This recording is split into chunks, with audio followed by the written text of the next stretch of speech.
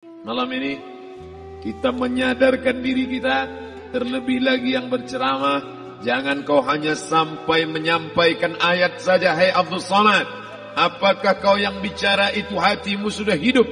Senantiasa merasakan diri, aku orang paling hina, aku orang paling kotor, ditempelkan kening ke lantai di tempat yang diinjak tapak kaki, mengatakan bahwa aku bukan siapa-siapa. Umur diberikan Allah 40, 60, 70. Berapa yang kupakai untuk menolong agama Allah? Berapa yang kupakai untuk mengingat Allah? Mata, tangan, telinga, kaki akan diminta tanggung jawab di hadapan Allah.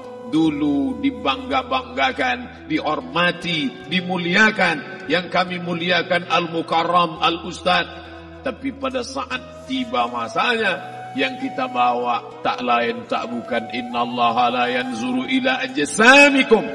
Allah tak menengok badan, fisik, bentuk tubuh, baju. Ini sampulnya saja. Wala ila suwarikum, Allah tak menengok rupa, wajah. Walakin yanzuru ila qulub. Hati kamu yang bersih itulah yang kau bawa menghadap Allah Subhanahu wa taala. Yauma la yanfa'u malun, harta tak berguna. Wala banun, anak tak bisa menolong. Harta tak berguna, anak tak mampu menolong. Illa man atallah, kecuali orang yang datang menghadap Allah biqalbin salim, dengan hati yang bersih, hati yang tulus, hati yang memercikkan cahaya iman, hati yang bersih dari hasad, busuk hati, sum'ah, riya, takabbur. Itulah yang menolong di hadapan Allah Subhanahu wa taala. Apa kata Imam Ali radhiyallahu an? An-nasu niyam. Semua manusia waktu hidup itu tidur. Bapak tidur, ibu tidur, saya tidur. Semua orang waktu hidup itu tidur. Falamma matu, ketika dia mati, disitulah dia baru terjaga dari tidur panjang. Saat Israel mencabut nyawa, ditarikkan adalah satu centapan yang kuat. Disitulah kita baru terjaga dari tidur panjang. Betapa aku meninggalkan salat, betapa aku tak berzakat, betapa dulu kekuasaan. Aku lulus umur 30, pensiun 58, 28 tahun, apapun tak pernah kubuat untuk agama. Sibuk membesarkan anak, sibuk mengurus warisan. Anak pun tak ingat dengan kita, karena kita lupa menanamkan pendidikan agama di dalam otak kepalanya. Harta yang banyak tak sempat menolong agama Allah.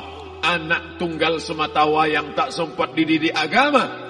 Istri meninggalkan dalam keadaan stres susah hatinya, karena dia tak diajarkan sabar menerima ridha ketetapan takdir Allah. Dan paling celaka, tak pernah anggota tubuh ini dipakai untuk berzikir, muhasabah, mengingat Allah. Tak pernah mata dipakai menengok Quran, kitab suci Allah. Tak pernah dipakai hati merenung sejenak. Apa yang akan kubawa mati menghadap Allah Subhanahu wa ta'ala. Abdul Somad dari dalam tanah naik ke atas tanah, ceramah, masuk balik ke dalam tanah. Yang kau bawa apa? Baju koko tinggal, peci tinggal, pakaian kehormatan tinggal. Yang kau bawa kain tidak berjahit, disobek, kerak. Itu yang akan menyampul kulitmu, yang selama ini kau dimandikan, dibersihkan oleh ibumu dulu 60 tahun yang lalu. Sampai masanya kau lupa kapan kau dimandikan dulu. Sekarang ruh melihat, disebut dia ruh karena dia raha ya ruhu ruh, seperti aroma semerbak yang datang pergi hinggap. Ruh sampai masanya dia datang masuk ke dalam jasad. Ruh sampai masanya dia pergi meninggalkan jasad. Malam ini dimuliakan Al-Mukarram Haji Abdul Somad LCMA. Kenapa Abdul Somad ini dimuliakan? Karena ruh hinggap sejenak sebentar, sampai masanya besok pagi dia ruh keluar dari dalam tubuh ini. Anak yang katanya ayahku sayang, istri katanya kaulah abang, sampai masanya mereka tak lagi mau mendekat. Rumah itu saya yang buat, saya yang mengukurnya. Tapi begitu ruh sudah keluar dari badan, tidak satu pun semeter, sesenti, sejengkal, sehasta ada tempat di rumah itu untuk jenazah bernama jenazah Abdul Somad.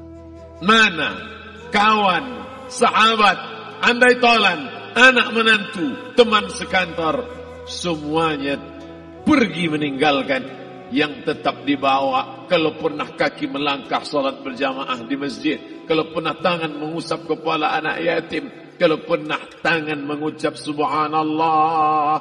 Nanti di akhir tausiah kita akan berzikir, munajat, muhasabah diri, berdoa, mengenang apa yang akan kita bawa menghadap Allah Subhanahu wa taala. Datang malaikat membawa kain kafan dari cahaya, akan menyambut ruh yang mulia. Hadis riwayat Ahmad bin Ambal dalam kitab Al-Musnad. Turun malaikat berlomba-lomba membawa kain putih dari cahaya, menunggu ruh akan keluar. Ruh menetes seperti embun di ujung daun. Daun tidak bergoyang, ranting tidak patah. Ruh menetes pelan turun ke dalam kain kafan, dibawa malaikat ke pintu langit. Tak sabar mereka menyambut.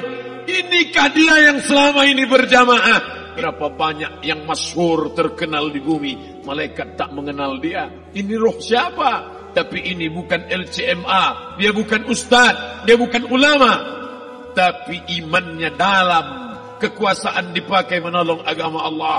Ruhnya keluar di bawah, semua malaikat mengucapkan salam. Inilah orang yang selama ini kami tunggu-tunggu, catatannya sudah lama.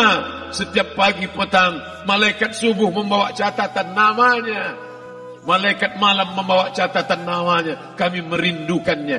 Begitu orang-orang yang masyhur di langit tapi tak dikenal makhluk bumi. Tapi ada sebaliknya, yang rohnya disentapkan, ditarik malaikat dengan begitu tarikan yang sangat kuat. Nabi bertanya saat Isra Mi'raj kepada mereka yang sudah mati ribuan tahun yang lalu, apa yang kalian rasakan? Yang satu mengatakan seperti tebasan pedang di tempat yang sama beratus kali. Yang satu mengatakan seperti kambing yang dikuliti hidup-hidup. Yang satu mengatakan seperti mata kail pancing ditarik dari kulit yang basah.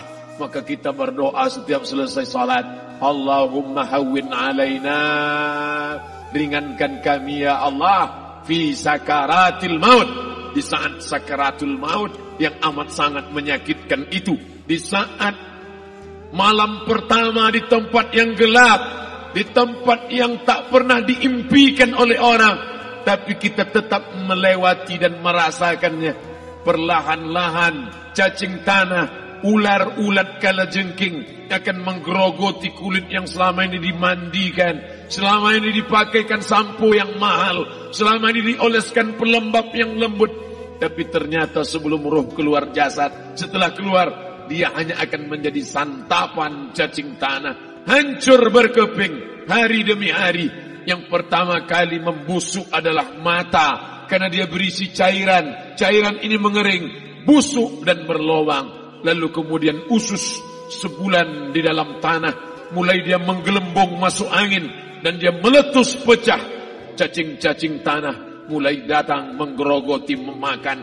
Habis, siap tak siap, suka tak suka, kau akan didatangkan. Apa yang akan ditanya oleh Allah? Perbuatanmu, amalmu. Faman ya'mal mithqala dzarratin khairan yarah. Sebesar biji sawi, sebesar ujung rambut, kau aniaya orang, kau makan titik puluh keringatnya. U'tul ajira ajrahu, berikan upah pekerjamu, gaji tukang panenmu, gaji tukang cuci setrikamu. Kau makan, kau tahan 3 bulan. Dia tak menuntut, dia senyum, dia hanya mampu mengadu kepada Allah. Tapi titik peluhnya yang keringatnya, air matanya akan kau balas di hadapan Allah Subhanahu wa taala. Di saat itu tak ada siapa bisa menolong. Hari ini uangmu banyak, kau bayar pengacara handal 1 jam 100 juta, bebas tanpa syarat. Tapi di hadapan Allah semua akan bersaksi. Al-yawma nakhtimu ala, lidah yang selama ini pandai bicara dikunci, ditutup Allah taala yang akan bicara. Wa tukallimuna aydihim wa tashhadu arjuluhum, kaki akan bersaksi, tangan akan bicara. Bima kanu yaksibun, yang pernah dilakukan di masa yang lalu. Mata melihat seolah-olah nyata perbuatan itu pernah dilakukan dulu. Kita lupa, kita tak ingat. Tapi catatan malaikat terlalu terang benderang. Wa in kullun lamma jami'ul ladaina muhdharun. Catatan dibaca sampai-sampai orang itu tak percaya. Ma li hadzal kitab, kenapa buku catatan saya ini la yughadiru saghiratan, yang kecil-kecil, wala kabiratan, yang besar-besar, ahsaha, semua tercatat dalam buku catatan yang nyata. Dalam surat Al-Isra apa kata Allah? Iqra. Hari ini kalau dikatakan Iqra baca Quran, Iqra baca Yasin, malam Jumat Iqra baca surat Al-Kahfi. Tapi sampai hari itu Yasin tak bermakna, Al-Kahfi tak lagi disuruh baca karena hidup sudah berakhir. Iqra, baca. Apa yang kau baca? Kafa binafsikal yawma alaika hasiba. Baca buku catatan amal. Sampulnya dosa, isinya dosa. Catatan kakinya dosa, sampul penutupnya dosa, bibliografinya dosa. Sampai ia pun tidak percaya, kenapa aku hidup hanya dosa saja. Saat itu dia mendengar teriakan azab, saat itu dia menyaksikan pekikan teriakan sakitnya siksa.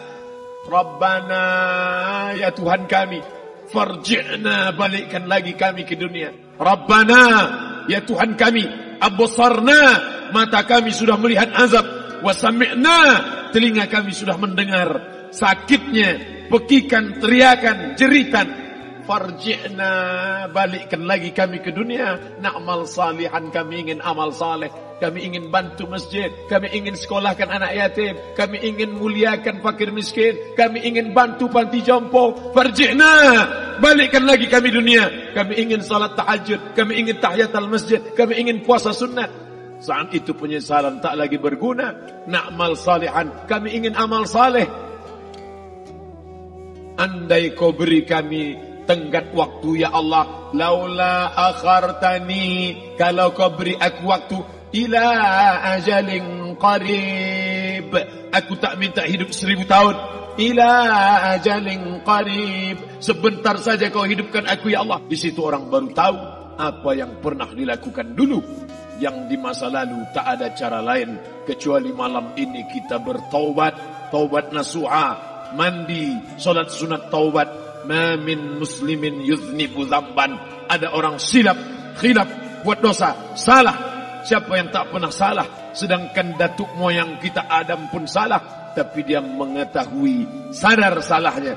Dia berdoa, Rabbana zalamna anfusana, kami sudah menzalimi diri kami. Wa illam taghfir lana, kalau engkau tidak mengampuni kami, wa tarhamna, kalau kau tidak merahmati kami, lanakunanna minal khasirin, kami termasuk orang yang rugi ya Allah. Maka malam ini kita bermunajat kepada Allah, berdoa, mengenang masa lalu, bergelimang dosa, besok tak akan kita ulang. Kita minta ampun kepada Allah Subhanahu wa taala. Astaghfirullahalazim.